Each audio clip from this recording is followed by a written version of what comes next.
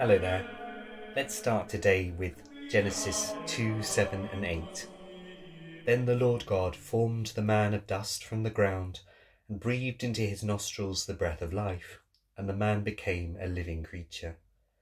And the Lord God planted a garden in Eden in the east, and there he put the man whom he had formed. Episode 7. G is for gardener. Now that the weather's started to improve, hopefully if you have a garden, you're able to spend a little more time in it, watching new life come as spring slowly gains upon us. Or else you've been able to go to the park and enjoy that space with your families. The text of Genesis reminds us that when God created the world, he did so with a word, by fiat. But when he created man, he did something different. He became a gardener, or a craftsman. He scooped up earth and breathed life into it. He didn't just say, "Let there be man."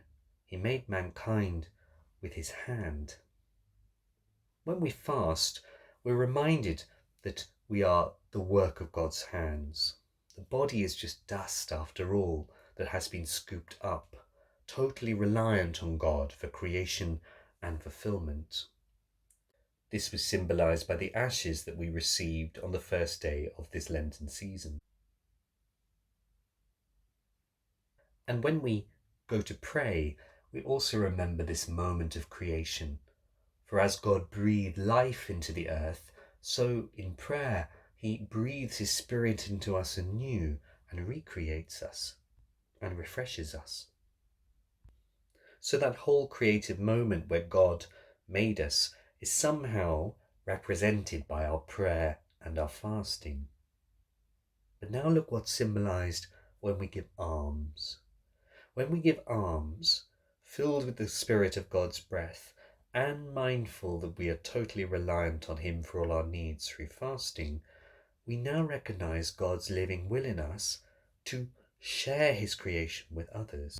We realize that our hands are made to be like his, able to reach out and actually cooperate in the rebuilding of the world by giving generously to those who are dust like us and cry out in need.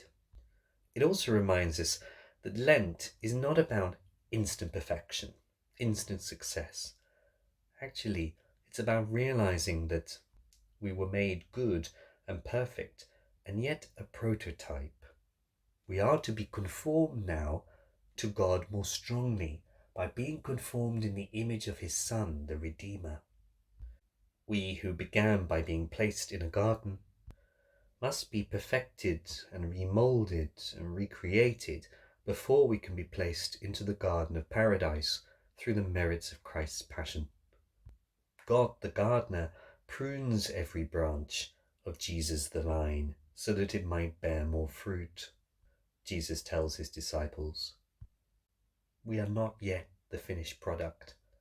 God can continue to prune and perfect us, but in order to do that, we do have to die, like the grain of wheat that Jesus speaks of when he said, "Truly, truly I say to you, unless a grain of wheat falls into the earth and dies, it remains alone, but if it dies, it bears much fruit."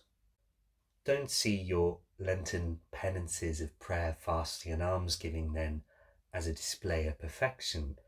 Rather see them as the way God the gardener is continuing to cultivate you and to mould you, ready for an eternal harvest. Then the Lord God formed the man of dust from the ground, and he breathed into his nostrils the breath of life, and the man became a living creature.